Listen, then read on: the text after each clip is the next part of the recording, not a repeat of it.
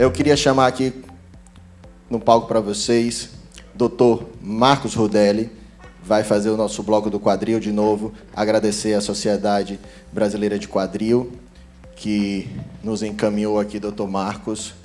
Dr. Marcos Rudelli foi meu R- lá na Santa Casa.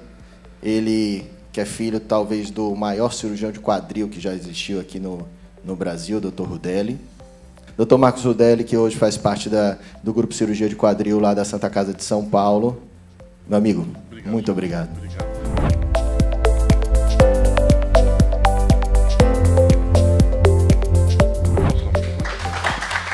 Obrigado, Carlos. É um grande prazer. O Carlos realmente foi um exemplo para mim. E sabendo do sucesso que tem feito os residentes dele hoje, eu entendo. Afinal, todos devem saber, mas ele foi o primeiro lugar do Brasil, né? Na prova. Ele foi no ano dele que teve melhores notas, merecida, e está conseguindo ensinar, e sempre gostou de ensinar, me ensinou muita coisa. Obrigado, viu, Carlos? E é um prazer estar nessa cidade maravilhosa, esse estado que, para mim, representa o Brasil, né? Se for pensar um estado para representar o Brasil, é a Bahia. Né? Lá em São Paulo a gente tem de tudo, né? É uma grande mistura, mas aqui a gente vê até pela apresentação do professor, realmente a música, tudo, a gente se sente brasileiro com vocês. Obrigado pelo convite. Tá? Eu vou ter que ser rápido, é uma tarefa hercúlea. Eu fui incumbido de falar 4 temas, que eu juntei em 3 aulas. A princípio ia ser 20 minutos cada uma hora de aula, mas eu vou baixar para 45 então eu vou falar rápido, eu peço perdão para vocês. E é focado para o residente, né? Então, para vocês fazerem aquela revisão no quadril, para que vocês possam usar isso na prova. Tá? Qualquer dúvida podem me parar. Então, a gente vai falar rapidamente sobre o exame físico do quadril, né? A dificuldade no quadril é você descobrir se a dor é intra ou extra-articular. Então, isso muda tudo. Geralmente, as dores intra-articulares são mais afecções que você tem que fazer um procedimento cirúrgico, e as dores extras, geralmente, as fisioterapias e infiltrações e tudo mais. Não é uma regra, mas geralmente é assim. E o que é difícil é que um nervo que supre a articulação também supre os músculos que movimentam a articulação e a inserção dos músculos. Então, às vezes, principalmente quando o problema é na coluna, você pode ter dúvidas e precisa aumentar o leque de exame para você conseguir descobrir se a dor é intra ou extra-articular no quadril. Né? Então, fazer a inspeção estática, a báscula da pelve e a inclinação da pelve. Então, é bom vocês saberem o que é a báscula e o que é a inclinação. Né? A báscula é quando a pelve se inclina para frente ou para trás, e a inclinação é de um lado para o outro, muito comum em pacientes com fraqueza muscular, que tem a marcha Trendelenburg, que eu vou falar mais para frente. Acho que não está funcionando muito bem, é melhor passar daqui, então. Deixa eu ver. Foi. Então, importante ver, você tem cicatriz cirúrgica, você tem discrepância dos membros, abalamentos, pregas cutâneas, desvios posturais, anormalidades da marcha. Então, é interessante quando você chegar no seu consultório, você ir buscar o paciente para chamar para consulta. Na hora que ele levanta da cadeira, ele já vai dar dados para vocês. Na hora que ele caminha para você, ele já dá dados para vocês. Então, o paciente que anda muito de lado, né, você sabe que é uma insuficiência do glúteo médio, que é alguma coisa relacionada à fraqueza muscular, né, que é a famosa marcha de Trendelenburg. Né? Então, na prova, devem pedir para vocês paparem alguma estrutura, né? Então, a crice ilíaca, a espinha ilíaca anterosuperior, a sínfise púbica, o trígono femoral. O residente precisa saber disso para poder ir bem na prova. Né? Então, o trígono femoral ele é delimitado pelo ligamento inguinal, o músculo sartório e o adutor longo. E o assoalho dele é o músculo peptíneo e o músculo ilho-psoas. Na face lateral, a gente palpa o trocânter maior, o adutor longo, e na face posterior a gente consegue palpar a crista ilíaca, a espinha ilíaca posterior superior, a tuberosidade esquiática, nervo esquiático e as sacroiliacas. Então, é importante você comparar a mobilidade, sempre comparar com o lado contralateral para saber se ele é saudável ou não. Tem pacientes com frouxidão ligamentar que vão ter arcos de movimento aumentados. E na coxartrose, o primeiro movimento comprometido é a rotação interna. Então, quando você faz a flexão no quadril e vai tentar rodar o quadril, você vai sentir a rotação interna bloqueada. Né? O normal da flexão dá até 130 graus de flexão. Geralmente, nessa hora da flexão, você consegue ver, na artrose não se limita tanto, mas se o paciente tiver alguma sequela de epifisiose, ele vai ter o sinal de Dreaming, ele vai jogar o quadril para o lado, a extensão até 30 graus. Você consegue ver as contraturas. Essa aqui é a manobra de Thomas. Aqui foi um trabalho do Giancarlo, interessante, o quanto é importante na manobra de Thomas você pedir para o paciente fletir o máximo o joelho, né? Até o ponto de retificar a coluna. O ideal é que você tente passar a mão aqui embaixo das costas do paciente e você não consiga. Aí sim você consegue fazer a medida certa da contratura do flexor do quadril, né? Do iliopsoas. Então, aqui mostrando o ângulo que forma, a mobilidade de abdução até 45 graus, adução até 30 graus, a rotação interna de 30 graus e a rotação externa de 45. O residente precisa saber esses limites do corpo para saber qual que é um exame de físico normal. E a gente usa muito a soma do arco de movimento, né? Então, abaixo de 160 graus, você já começa a achar que esse quadril é um quadril mais rígido, né? É importante testar o neurológico, a flexão do quadril, que é o nervo de L1, L2, L3, extensão, que é o nervo de S1, a abdução, que é o de L5, e a adução, que é o L2, L3 e L4. E os músculos que estão envolvidos é importante o residente saber. Eu posso disponibilizar a aula depois, se vocês precisarem, né? O exame neurológico também é importante para poder fazer os dermatos e saber se o problema é neurológico ou não, né? Aqui mostrando o sinal de Trendelenburg, né? Então, tudo isso, o paciente, quando fica num pé só, ele vai fazer a força necessária para poder equilibrar a pelve. E essa força é muito grande, né? Pelo estudo de Powers, a gente consegue ver que o braço de alavanca do peso geralmente é 3 vezes o braço de alavanca do músculo abdutor. Então, a pessoa faz aquela história de que o glúteo médio faz 3 vezes o peso do quilo. Por incrível que pareça, para mim são 450 quilos de força, mas o gordinho tá forte. Você vê que eu não tenho Trendelenburg. Então, isso aumenta bastante a 3 vezes. E a marcha de Trendelenburg também, que o paciente anda para você inclinando o corpo para o lado, né? A manobra de Thomas, que é para avaliar a contratura de flexão do quadril, do iliopsoas. O teste de Lewin, que você aperta a lateral do quadril, o paciente vai sentir dor na sacroiliaca. Outro teste da sacroiliaca é o teste de Geisler, que o paciente fica na ponta da cama e deixa o membro pender, e ele vai sentir dor na articulação sacroiliaca ipsilateral. E o teste de Patrick Faberi, que o paciente vai sentir dor na sacroiliaca contralateral. Então, você flete o quadril do lado esquerdo, ele vai sentir do lado direito, mostrando que tem um acometimento dessa articulação.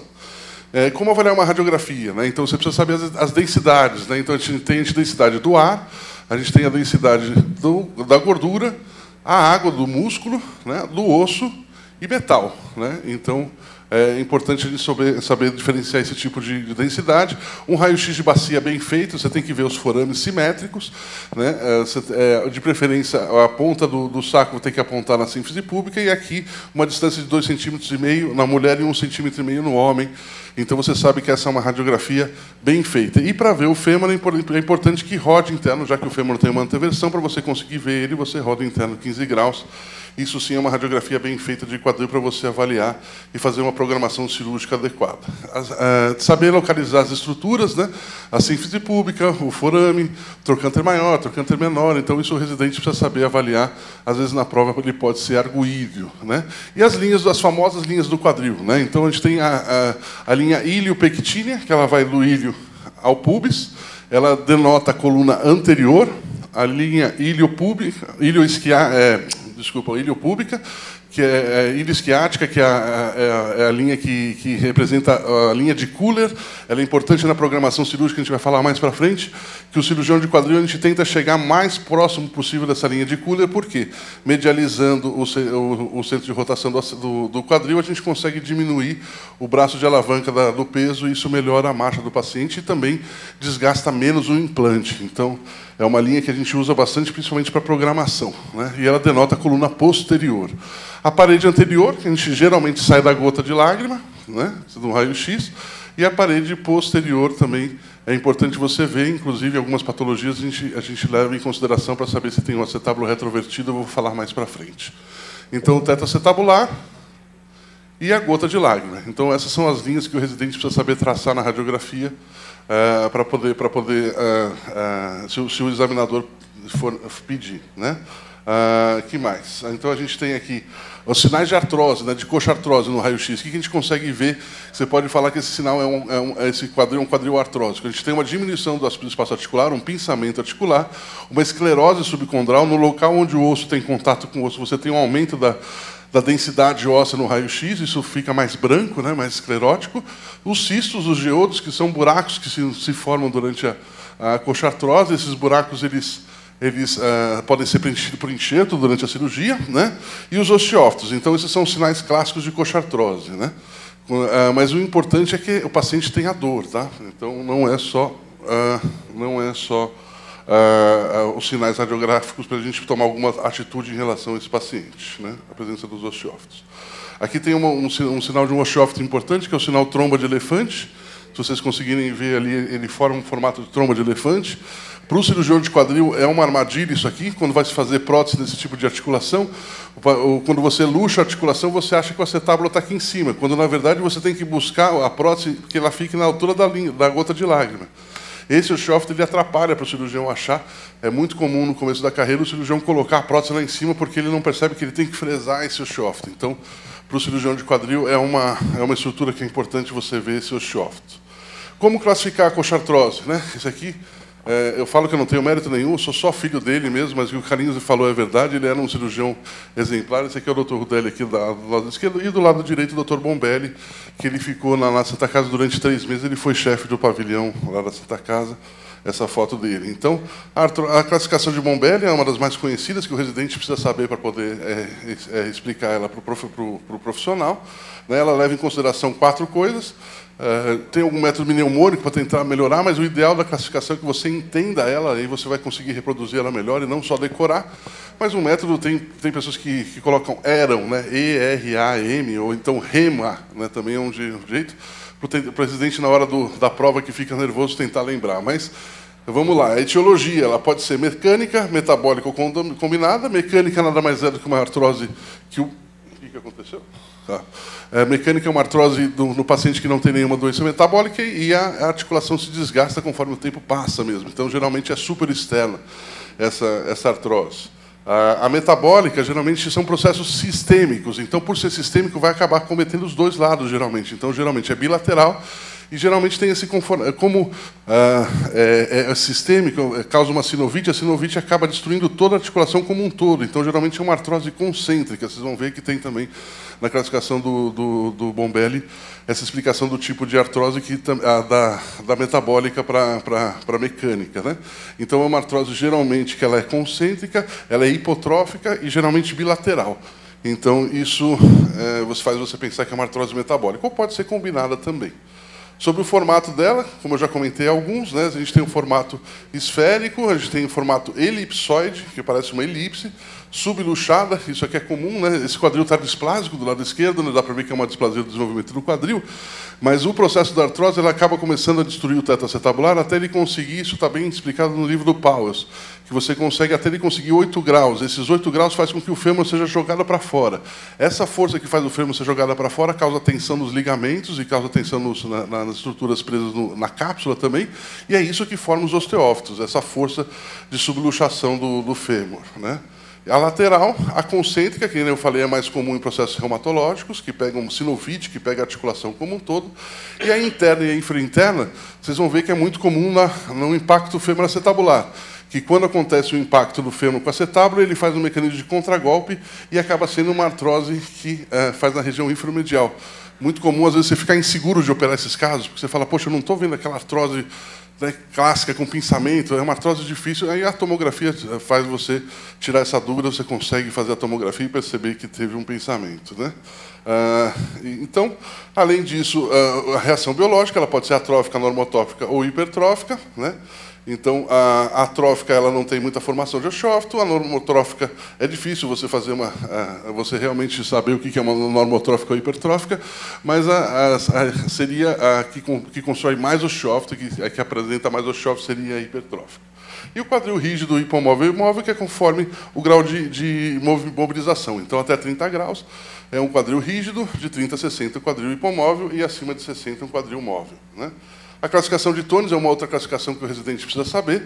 Tem o grau 0, que é quando não tem artrose nenhuma, né? No grau 1, um aumento da esclerose, uma ligeira diminuição do espaço articular, e nenhuma ou leve perda da esfericidade da cabeça. Então, para o residente lembrar, ele leva em consideração a esclerose, o espaço articular e a esfericidade.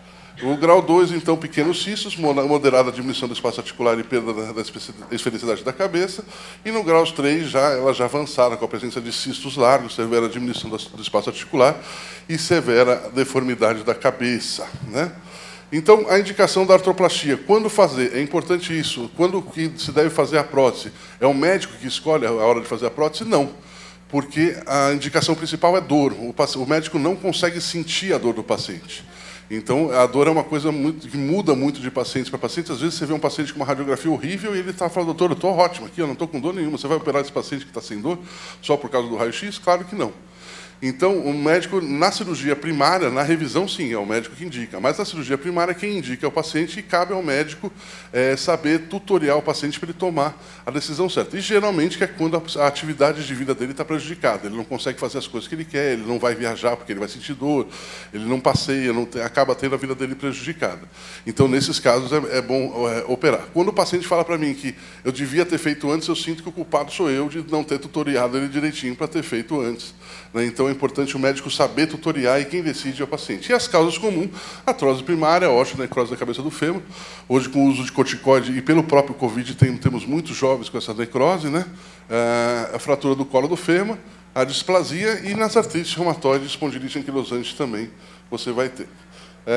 Os tipos de prótese de planejamento, né? Nessa época, essa aula, eu peguei de aulas, alguns slides de aula antiga, esse daqui é de uma aula dos anos 2000 e pouco, então isso já aumentou, mas até lá eram 600 tipos de prótese no mundo, né?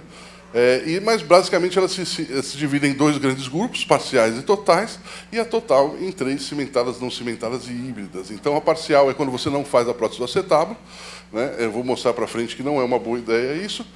E outra, quando você faz... Então, aqui mostrando a prótese parcial, você não mexe no acetábulo, coloca a prótese somente no fêmur, e aí espera que o paciente morra rápido, né? Então, esse que é o problema, porque, geralmente, quem faz esse tipo de prótese acredita que o paciente não vai viver muitos anos, porque a gente sabe que, com o tempo passando, depois de 6 anos, acontece, eu vou mostrar para vocês mais para frente, a prótese vai acabando a parar dentro da barriga. E ela pode ser total, que você vai fazer o acetábulo e o fêmur, e, nesse caso, total cimentada. Essa aqui é uma prótese de Chunley, né? Então, ali o acetábulo cimentado e o fêmur cimentado. Aqui um raio-x mostrando, a gente conversei com o Dr. Carlos também sobre a osteotomia, né, da rolha de champanhe. Antigamente, essa era uma via chamada via de Chunley, quando você tinha que fazer uma osteotomia do trocânter para poder fazer a prótese, né? Então, você fazia a osteotomia, foi descrito por Chunley, fazia a prótese, e o objetivo dele de fazer a osteotomia não só era facilitar a fazer a prótese, mas também distalizar o trocânter para você conseguir melhorar um pouquinho da força do mecanismo abdutor. Isso era a teoria. Só que o que a gente vê é que acontece isso. Você vê que tem uma osteólise grande nesse paciente aí, então, com o tempo, a gente abandonou essa técnica de fazer a osteotomia. Pode ser não cimentada, total não cimentada, ou a híbrida, que a gente costuma fazer hoje mais em dia, que é quando você cimenta o fêmur e não cimenta o acetábulo. Também é uma técnica, né? Então, é uma cirurgia muito bem conceituada, foi considerada a cirurgia do século.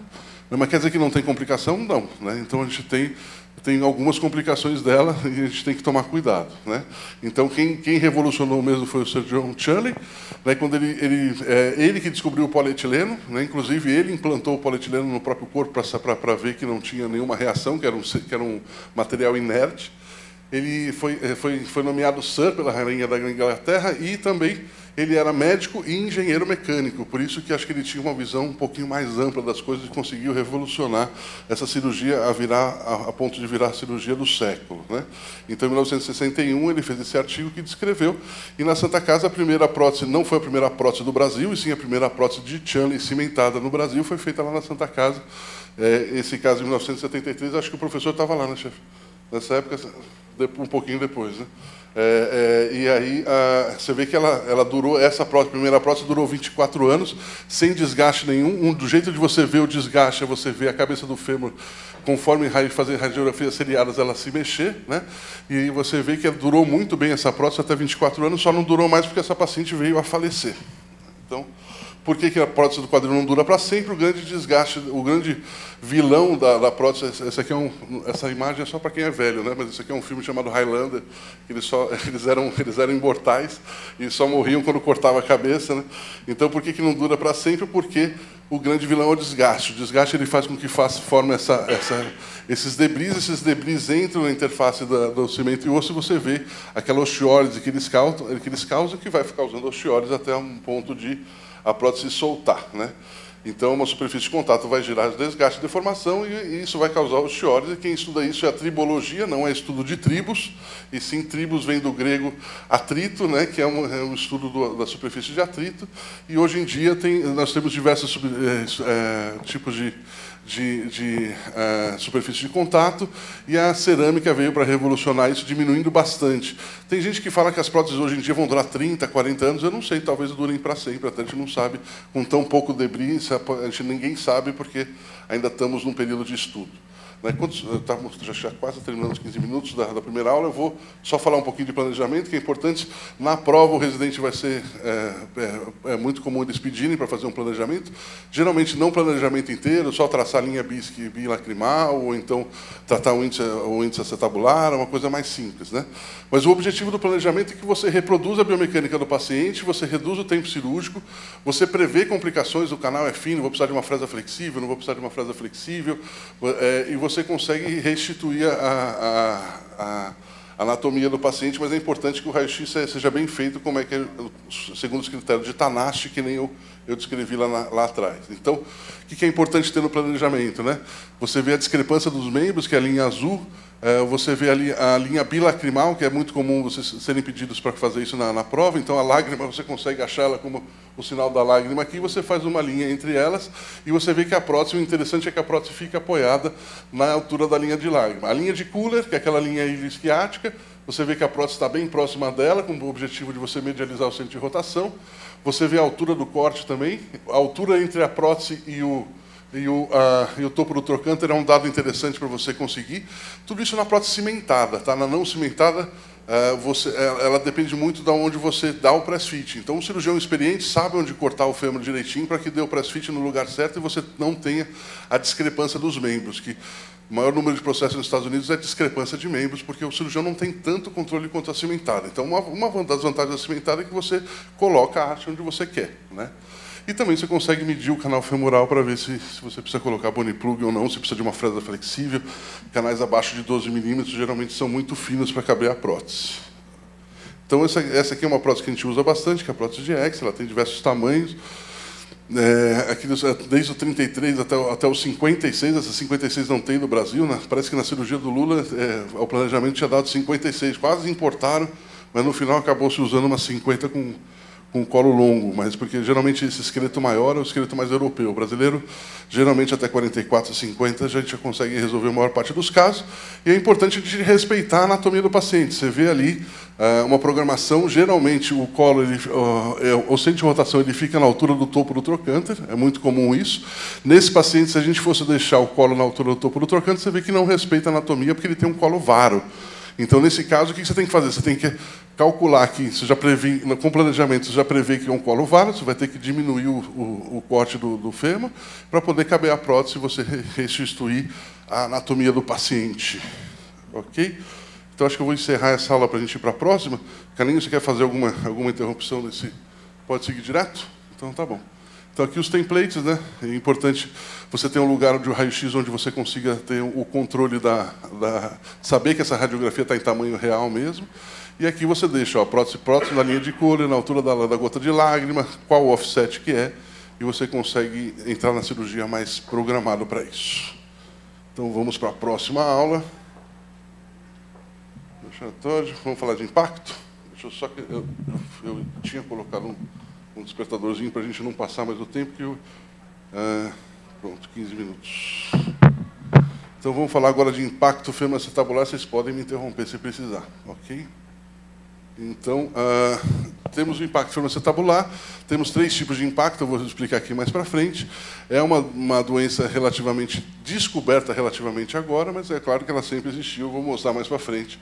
Mas, basicamente, é um impacto, o próprio nome já fala, na verdade, não é uma doença, é uma síndrome, né? Então, você tem um impacto do fêmur, percebe que o joelho está rodando para frente, né, que a gente chama de valgo dinâmico, é mais comum nas mulheres, favorece a ruptura de ligamento cruzado anterior, que é quando o paciente, quando ele vai fazer a flexão do quadril, ele não fica reto e sim joga o joelho para dentro.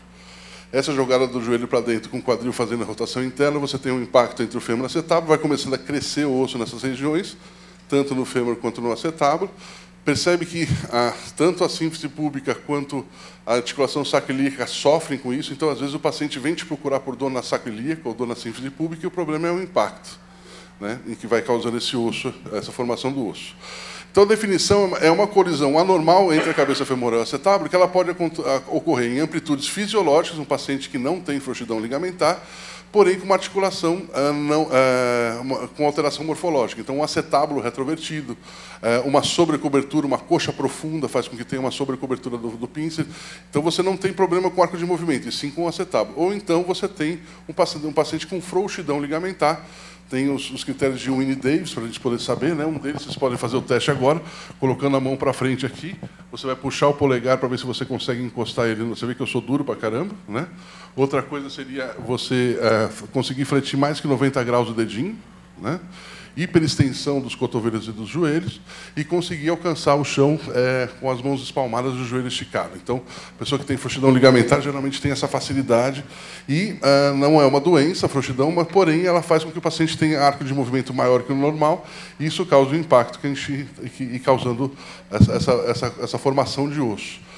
É uma doença que, nem eu falei, é descoberta recentemente. A primeira descrição dela foi em 1965, mas nada se fazia quanto a isso.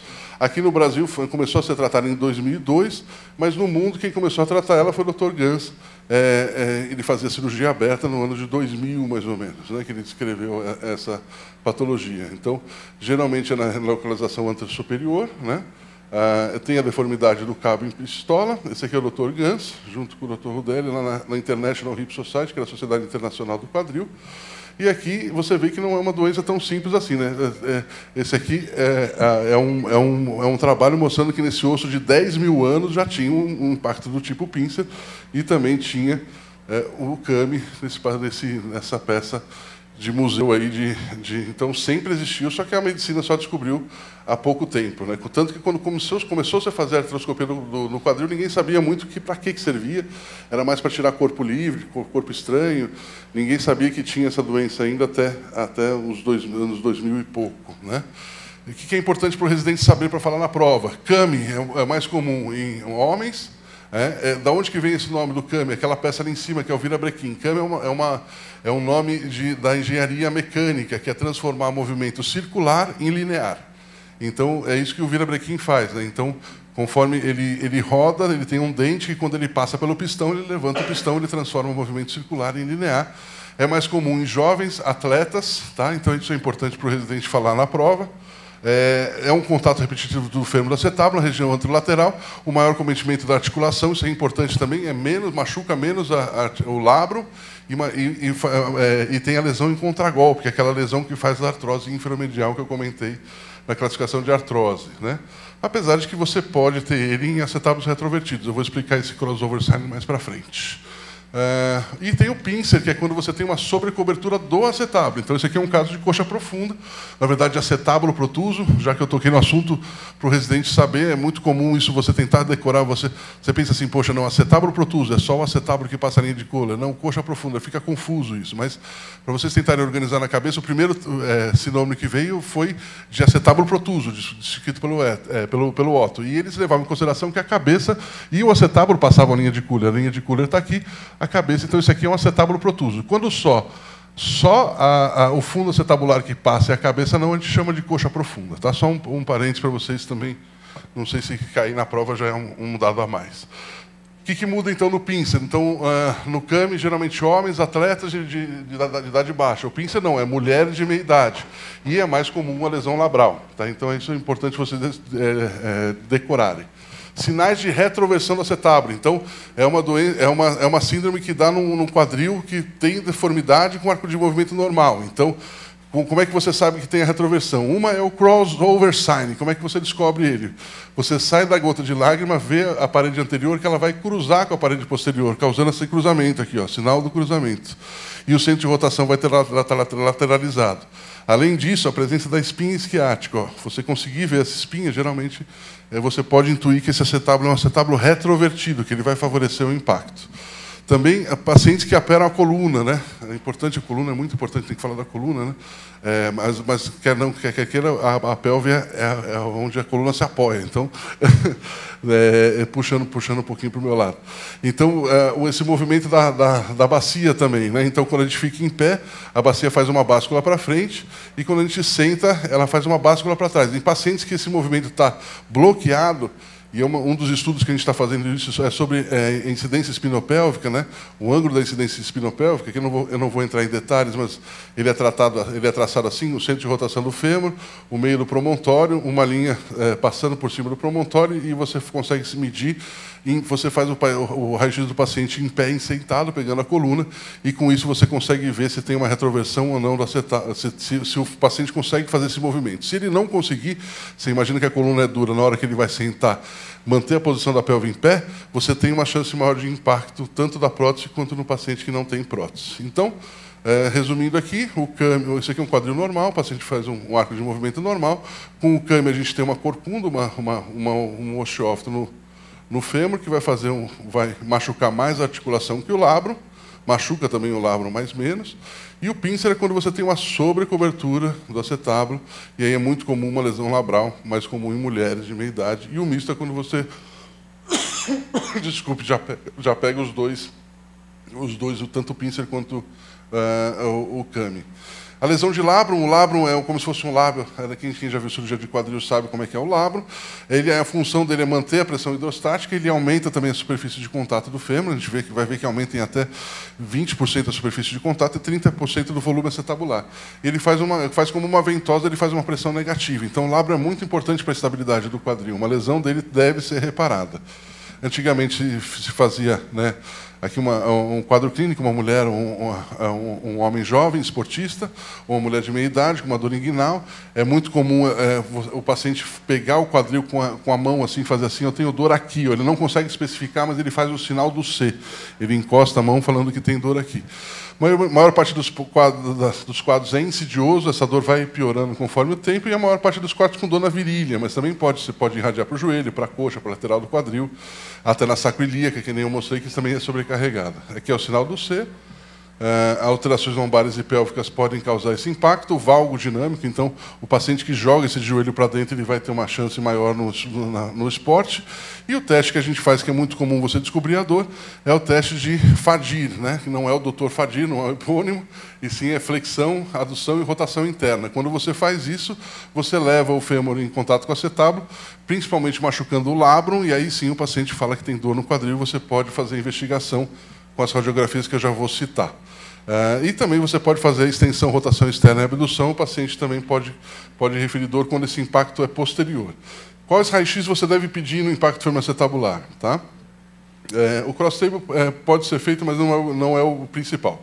O principal é o falso perfil de Lekese. Como é que você sabe que o falso perfil de Lekese está um raio-x bem feito? Você vai ter que ver as duas cabeças do fêmur e tem que caber uma cabeça aqui no meio. Tá?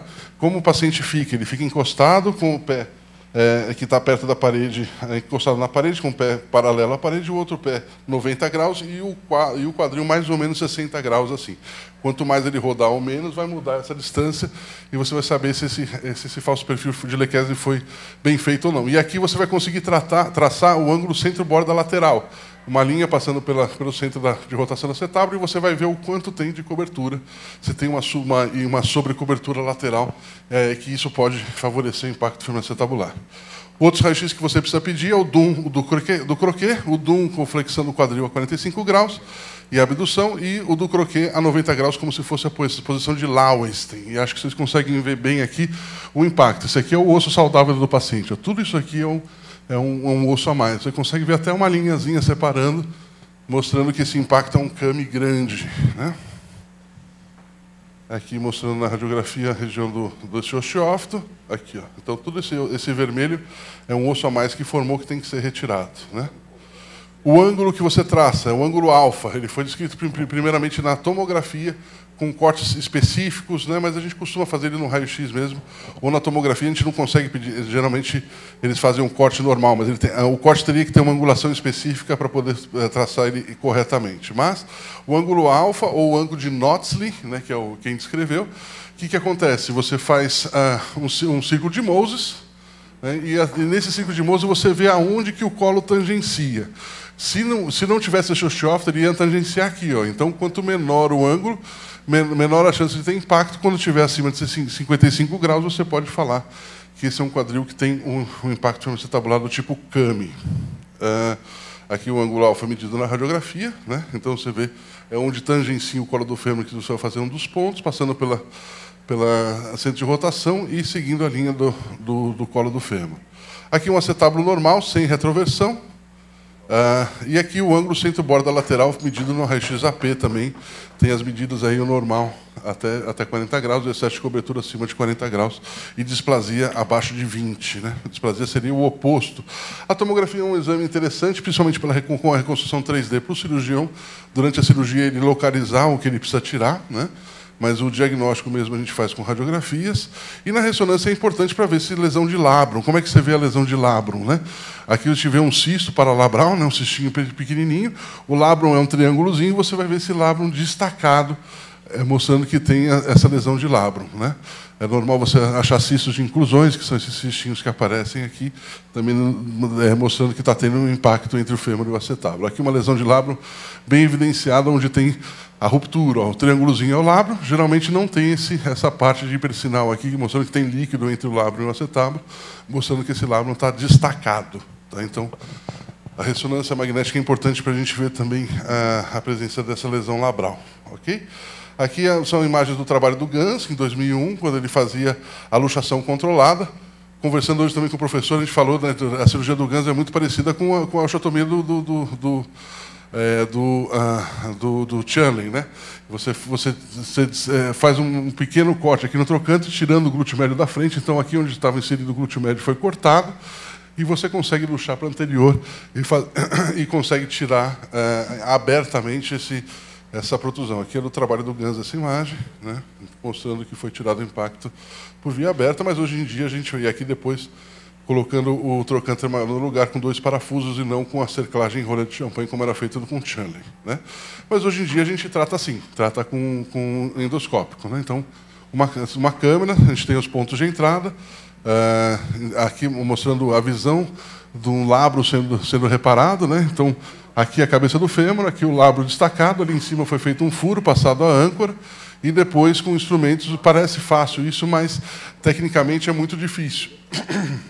E não são todas as residências que a gente consegue ensinar a artroscopia, porque é um material caro que não é contemplado pelo SUS. Então, isso dificulta um pouco. Mas os portais de entrada, é muito comum falar, não, é uma cirurgia pequena, minimamente invasiva, mas não é bem assim, porque os cortes na pele são pequenos, mas lá dentro você passa por estruturas importantes e você pode causar lesão neurológica do cutâneo femoral lateral da coxa, e também da musculatura, do tensor da face lata, aqui mostrando a cabeça reflexa do reto femoral, também pode ser machucada. Então, aqui é mais ou menos a angulação que você entra com o artroscópio. E esses trabalhos são interessantes, mostrando curva de aprendizado. Curva de aprendizado de prótese. Né? Então, aqui seria o número de atrogenia, né? de problemas, de complicações médicas. Quanto mais para cima, mais complicação médica. E aqui os anos se passando do cirurgião, ou então as cirurgias. Aqui, depois de 40 cirurgias, o cirurgião de quadril costuma minimizar as suas complicações. Na artroscopia, depois de 500 cirurgias, ou seja, é uma cirurgia muito mais difícil. Sinceramente, eu sei fazer, já fiz alguns casos, mas meu irmão, eu drenei todos os meus casos para ele, e tem vários cirurgiões que drenam para ele. Então, ele opera para uns 3, 4 cirurgiões. Então, eu falo para o meu paciente, quem vai te operar vai ser o Dr. Bruno, porque o importante é que seja bem feito, eu prefiro capacitar ele do que tentar ficar bom também. Né? É uma cirurgia que precisa de grande capacitação. E você pode lesar o nervo ciático, o nervo do glúteo superior, você pode lesar o tensor da face lata. Então, geralmente as complicações são lesões nervosas, as mais comuns, e as causas de reoperações são ressecções ósseas insuficientes. Foi os 15 minutos, eu já estou terminando. A gente já vai para a última aula. Então, a ressecção óssea insuficiente também é uma das principais, principalmente no cirurgião inexperiente. Ele opera menos do que deveria e o paciente continua com sintoma, né? Então, levando a isso. Então, vou falar rapidamente do pós-operatório. Ele demora até 12 semanas, mas você tem uma fase que o paciente anda só de muleta, sem movimento com carga, só movimento de circunvoluções. Até 12 semanas já começa a voltar à vida normal, mas sem esporte. Com a fase 3, a proteção mínima, já começa a voltar a gestos esportivos e só termina com 24 semanas que o paciente, principalmente o esportista, volta às suas atividades. Ok? Pode seguir, Carlinhos, quer fazer algum recado? Pode ir para a última aula. Está muito adiantado, para aqui. Corremos para as montanhas, pode correr? Então tá bom. E vamos agora para a última aula, que é a fratura do fêmur. Aliás, fraturas do quadril, né? Fala um pouquinho de pelve também. Deixa eu colocar o tempo para a gente não se estender, mais 15 minutos a gente vai estar concluído. Vamos lá. Então, fraturas do colo do fêmur, na região do colo do fêmur, entre o trocânter maior e a cabeça do fêmur, a região trocantérica, até 2,5 cm abaixo do trocânter menor. A partir disso, essas são as fraturas subtrocantéricas. A fratura do colo do fêmur é um importante problema de saúde pública mundial. Isso não é só no Brasil. Na Santa Casa a gente recebe de 3 a 4 fraturas de colo, fora as fraturas trans, né, que são mais de 10. Então, 50%, que a gente sabe que metade das internações hospitalares são por causa disso.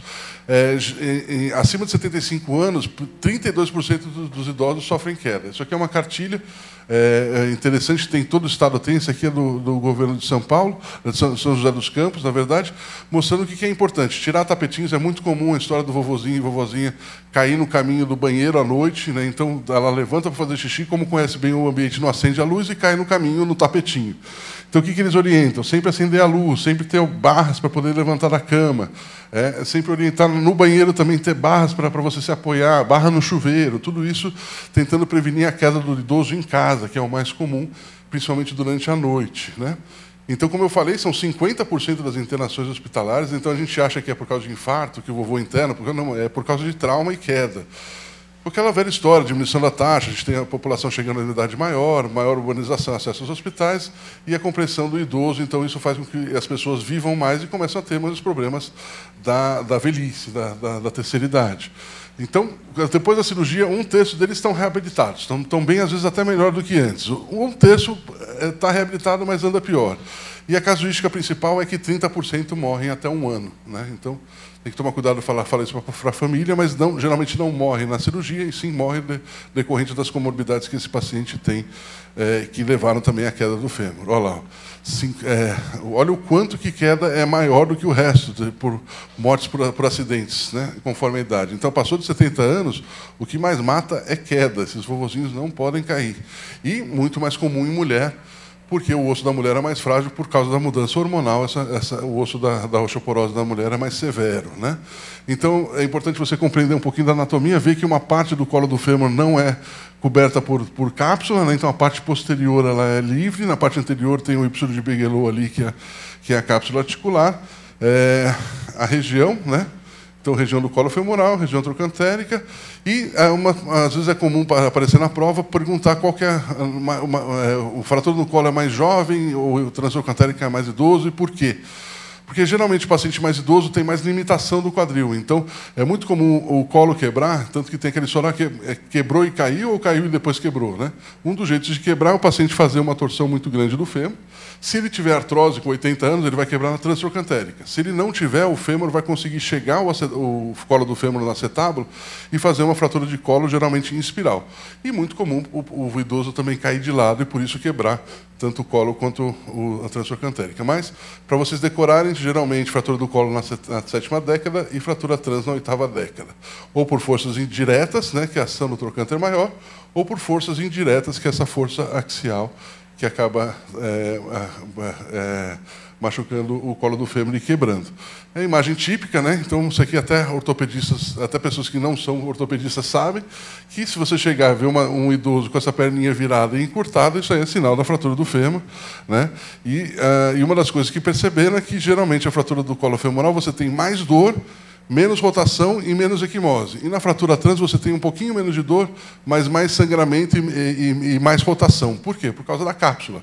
Então, as fraturas dentro do colo do fêmur, o sangue fica contido na cápsula, a própria pressão do sangue causa mais dor e roda menos e tem menos equimose, porque o sangue fica contido na cápsula e tudo isso se vale, ao contrário, para a transtrocantérica, né?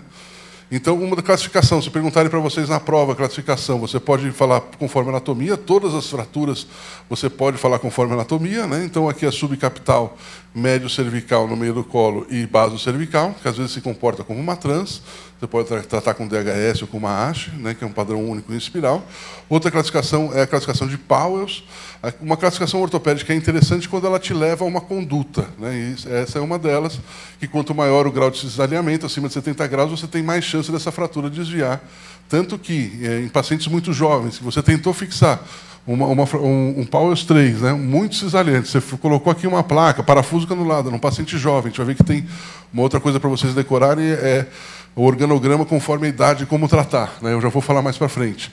Então, aqui, com esse altamente cisalhante, você falhou essa cirurgia, o que a gente faz? A gente faz uma osteotomia valgizante. A gente tira um pedaço de pizza aqui do fêmur para fazer com que esse traço de fratura seja mais parecido com o Powell 3 do que 2. Então, no paciente jovem, esse grau de cisalhamento da fratura é importante para a gente poder fazer o tratamento.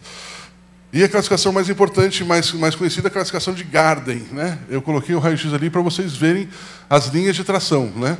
Vocês conseguem ver ali em cima que tem as linhas de tração acetabular e as linhas, não é de tração, perdão, de compressão acetabular e as linhas de compressão da cabeça do fêmur. Quando você essa classificação ela leva em consideração essas linhas, tá? O tipo 1 ela impactou em valgo, né? A fratura mais favorável, porque impactada em valgo é aquela coisa da osteotomia valgizante. Maior chance de consolidar, você pode só fixar. Elas se dividem por dois grupos, as não desviadas, ou os estáveis, e as desviadas, ou as instáveis. A gente vai ver no organograma que isso aqui muda. As não desviadas, em qualquer idade, você vai fixar. Ah, não, pode ter 106 anos. Está não desviada, você fixa. Tá? Aí a discussão está nas desviadas. A tipo 2, você tem uma fratura completa sem desvio. A tipo 3, você ainda tem uma conexão entre o fêmur e o acetábulo. Isso faz com que a cabeça do fêmur rode e ela perca a congruência dessas linhas de compressão. E aqui quando você tem uma total descontinuidade do fêmur com a cabeça do fêmur, fazendo com que os vasos também não sejam mais presentes. Isso quer dizer que não tem mais irrigação. Você fixar uma fratura dessa no idoso é muita chance de ela dar uma osteonecrose. Você tem que fazer uma segunda cirurgia e esse idoso não aguentar essa cirurgia e vir a falecer. Então, em fratura tipo 4, geralmente em idoso a gente faz a prótese, né? Então, a fixação in situ, né, para as fraturas estáveis. Então, isso em qualquer idade, jovem ou velho, fraturas não desviadas, você vai fixar. Agora, então, esse aqui é um exemplo. A Mágia, a paciente MAG, de 65 anos, fixou em 1 ano, já estava resolvido o problema. Aqui, o paciente SRM não operou, né? Ou foi negligenciado, nesse caso eu não tenho certeza se foi negligenciado, se o pessoal do pronto-socorro não viu, ou se o paciente não quis operar. Tem casos que o paciente não quer operar, porque não está. Geralmente, quando chega assim impactado em valgo, o paciente pode chegar andando no consultório, né? Ou no pronto-socorro, né?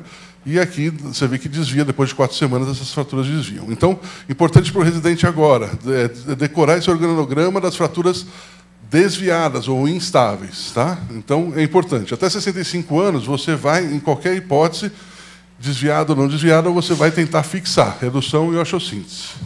Entre 65 e 75 é uma zona de penumbra, que você está respaldado pela literatura a fixar ou já realizar a artroplastia. O que você vai levar em consideração? O nível de atividade de vida do paciente. Então, hoje em dia, tem idosos de 80 anos que fazem flexão de braço, correm, jogam tênis. Então, num paciente desse, o ideal é que você tente fixar e preservar a cabeça dele.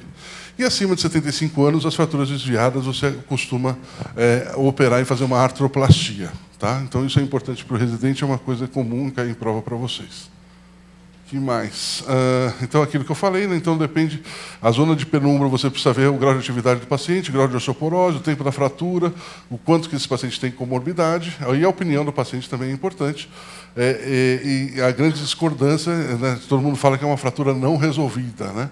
Então, dependendo da faixa etária, o bom é que você preserva a cabeça do fêmur, permite atividade normal, menor taxa de infecção, é uma cirurgia minimamente invasiva, evita as complicações da artroplastia, que é a luxação, principalmente, né? E um procedimento fácil de salvação, que geralmente o residente está bem treinado. O que você tem que levar em consideração? A comunição póstero-lateral, é muito importante isso. Então, não tomar a decisão da cirurgia no raio-x AP de fratura, porque no AP, às vezes, parece que não está desviado. Você faz o perfil, está desviado. Então, sempre fazer o perfil, de preferência cross-table, não lateralizar o paciente para poder fazer o perfil. E também sem tração.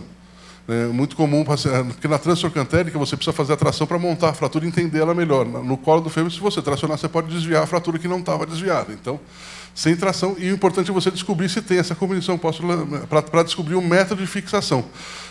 Existem milhares de implantes, mas só 2 métodos, só 2 princípios: compressão e estabilização. A estabilização, a rosca passa a fratura e não deixa isso aqui comprimir.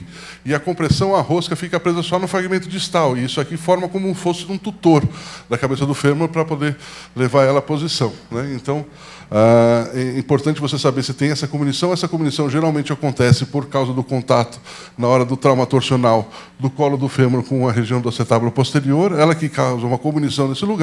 E se você vai tentar comprimir 2 superfícies que uma delas está prejudicada, ela vai desviar. Então, o ideal é que, se você for comprimir, que você não tenha essa comunição posterolateral. Vou correr um pouquinho, já está dando quase o tempo. Esse aqui é um princípio que chama pino de Garden, né? Antigamente fazia. Os mais antigos se lembravam do professor Orlando Pinto Souza, né? Que tinha o pino e parafuso do Orlando, que era mais ou menos isso. Tinha, como se fosse um pino e parafuso do Orlando com outro parafuso, com outro pino tratando. Esses aqui são os pinos de Garden. A gente ressuscitou esse método recentemente na Santa Casa e tem muito bom prognóstico para fraturas que você não quer comprimir, que você quer só estabilizar ela, né? Então, aqui mostrando a consolidação boa, depois de 2 anos já consolidada, com 8 anos a retirada. O princípio é que você tem que fazer uma redução anatômica, né? Aqui a redução com a placa DHS. E as complicações, né? Pseudoartrose, colapso sepsegmentário, a fratura subtrocantérica. Tem que tomar muito cuidado quando você for passar esse parafuso, não passar ele abaixo do trocânter menor. Isso aqui é uma zona de fragilidade. Isso aqui foi um caso. Quebrou sozinho, né? Praticamente fez uma osteotomia valgizante. Depois a gente resolveu assim, na verdade. Mas o erro foi ter passado esse parafuso abaixo do trocânter menor, causando essa fragilidade. Então, o grande objetivo é você fazer uma boa redução para evitar a pseudoartrose, porque se você tiver pseudoartrose, você vai ter uma nova cirurgia, que, dependendo da idade, você pode fazer osteotomias ou artroplastias. Então, numa paciente de 48 anos com essa fratura, essa aqui a gente decidiu fazer por prótese porque tinha uma reabsorção muito grande da cabeça femoral, então acabou se fazendo a prótese, né? Mas essa aqui teve um cut-out, né? Então, o que se fez aqui? É um paciente jovem, né, de 31 anos, então você fazer uma artroplastia, né, principalmente nessa época, que era em 1994, o ideal, esse material não durava mais que 20 anos, então, paciente com 30 anos, você vai revisar com 50, com 70 você não tem mais osso. Então, o ideal era evitar. Então, o que a gente fez? A gente tirou tudo e fez uma osteotomia valgizante, para aumentar aquele ângulo do Powers, né? Então, quando você valgiza o fêmur, um Powers 3 pode virar um Powers 1, transformando as forças de cisalhamento em forças de compressão e favorecendo a consolidação. E aqui esse paciente, 99, já com o fêmur já consolidado, depois de 22 anos, ou seja, imagina se tivesse feito uma prótese, já estaria trocando, e não. Nesse caso, ele ainda está com a osteotomia valgizante ainda vigente. E essa paciente de 56 anos também, que a gente, com uma pseudoartrose, olha como é que estava o traço de fratura, um Powers 3, né? Mais 70 graus. Aí foi feita a osteotomia valgizante, aqui dá para ver bem. O ideal é que a placa tenha esse cotovelo, com esse cotovelo você consegue acomodar melhor e não lateralizar tanto a diáfise femoral, né? E você evolui bem. Você transforma um Powers 3 num Powers 1, transformando forças de cisalhamento em forças de compressão, tá? As complicações, cut-out, quebra do material de síntese, a fratura e artroplastia, quando escolher. Eu ia falar para vocês da artroplastia parcial, né? Então, geralmente o cirurgião, se o paciente acima de 80 anos, não, esse paciente vai viver até 85. A gente não sabe quando o paciente vai viver. Às vezes um paciente que você acha que vai morrer daqui a pouco, ele vai morrer só com 106 anos.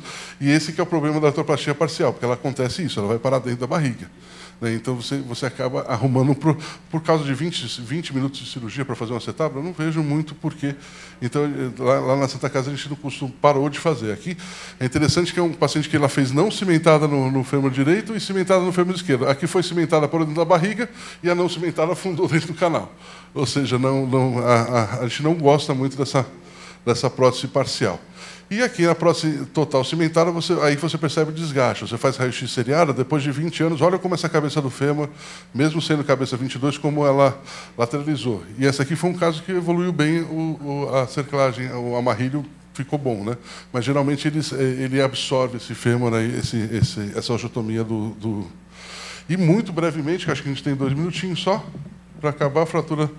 1 minuto, na verdade, as fraturas de pelve acetábulo, né? Então, geralmente pacientes jovens, economicamente ativos, acidentes de alta energia, né? São o homem que se coloca mais nessa situação de risco.